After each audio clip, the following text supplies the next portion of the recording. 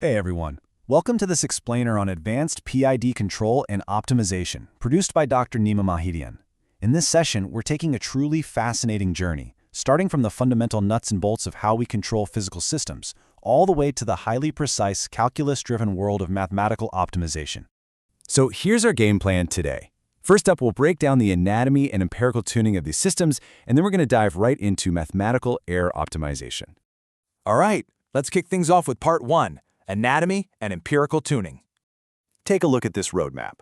Over on the left, you've got these wild, unoptimized error signals swinging all over the place in red.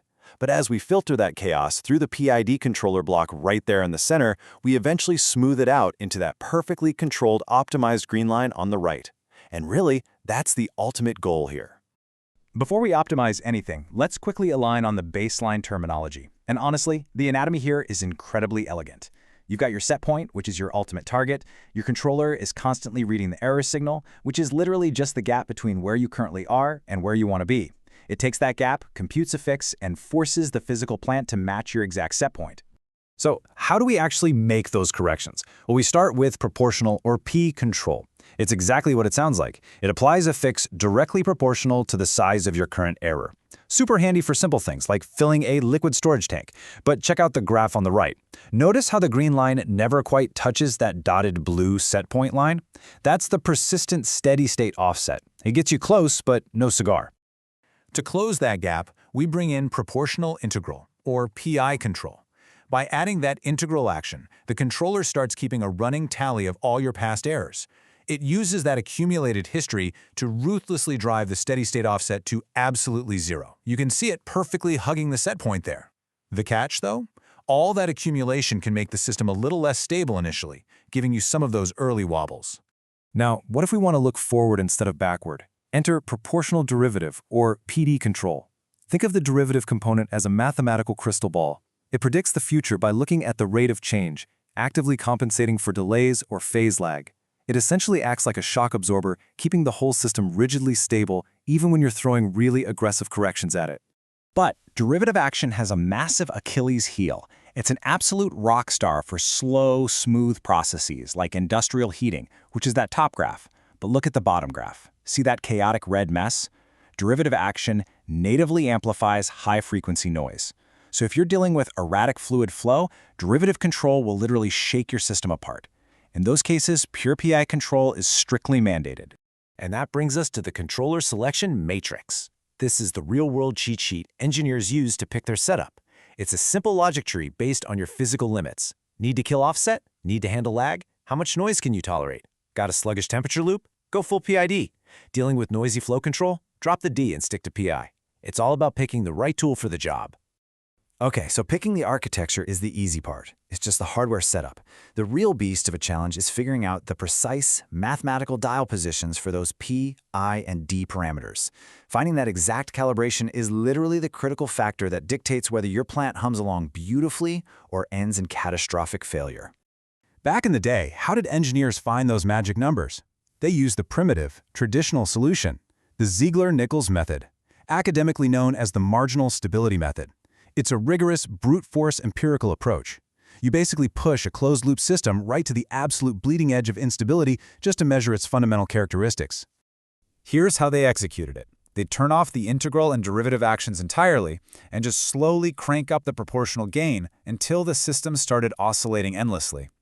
Right at that precise marginal stability threshold, they'd record two critical numbers, the ultimate gain, or Ku, and the ultimate period, Pu, which is exactly the time duration of one full oscillation cycle. Once they survived that and extracted those hard-won ultimate parameters, they'd plug them straight into this standardized Ziegler-Nichols tuning table.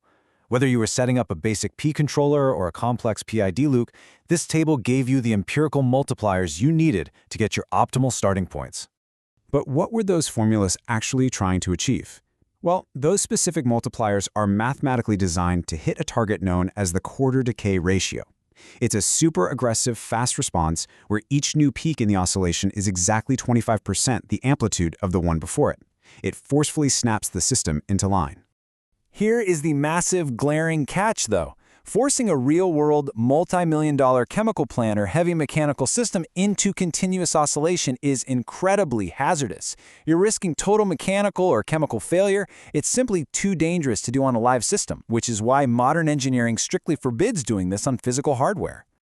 So let's step out of the danger zone and move into part 2, mathematical error optimization. Leaving those physical hazards behind, the modern approach totally abandons dangerous physical testing. Instead, we use math. We define error mathematically by simply taking the reference set point and subtracting the actual yield, meticulously evaluating its performance over a continuous time window. The engineering objective here becomes beautifully simple. Drive that total accumulated error to an absolute minimum. And this is where we harness the incredible power of the integral. Mathematically, an integral calculates the total cumulative area trapped under the error curve over time. That's the absolute total loss represented here by those red shaded areas. By explicitly tuning our system parameters to shrink and minimize that specific enclosed area, we mathematically guarantee the most efficient system response possible. Now, we have a few different ways to penalize this error. Think of these criteria as strict punishments. First up is IAE, or the integral of absolute error. Because standard tracking errors swing up and down, positive and negative deviations could theoretically cancel each other out in a basic formula, falsely telling you the control is perfect. IAE slaps an absolute value on it, so every single deviation, up or down, gets strictly punished. Next is ISE, the integral of squared error. By squaring the error mathematically, we massively amplify the big numbers and shrink the tiny fractions. What this does is aggressively force the PID controller to crush those huge, dangerous initial transient spikes right at the very beginning. If you need an exceptionally fast initial correction, ISE is what you use. Then we have ITAE, the integral of time-weighted absolute error. See that little t in the formula? That means we're multiplying the absolute error by time. It intentionally gives a low weight to those unavoidable errors right at the start, but massively and progressively penalizes even the tiniest errors that stubbornly persist late into the process timeline. This one optimizes for extremely rapid settling times. And the final, most severe penalty is ITSE, the integral of time-weighted squared error. This merges both penalties. It squares the magnitude and weighs it against duration. It aggressively hunts down both massive transient spikes and prolonged settling times simultaneously. You only break this out for the absolute most mission-critical high-precision loops where literally zero error is tolerated. So how do you choose? It all comes together beautifully right here in the optimization strategy matrix. This empowers engineers to instantly pick their mathematical optimization strategy based purely on two axes: time sensitivity on the x-axis and error magnitude sensitivity on the y-axis. It perfectly summarizes everything we just covered into one highly actionable visual tool. As we wrap up, I want to leave you with a final thought to really consider. We are increasingly handing over the keys of our physical infrastructure to artificial intelligence and complex automated algorithms, everything from our power grids to autonomous transportation. So, which of these invisible mathematical optimization strategies will dictate the safety and stability of our future world? It's a pretty profound thought to keep in mind the next time you interact with automated technology. Thanks so much for joining me on this explainer.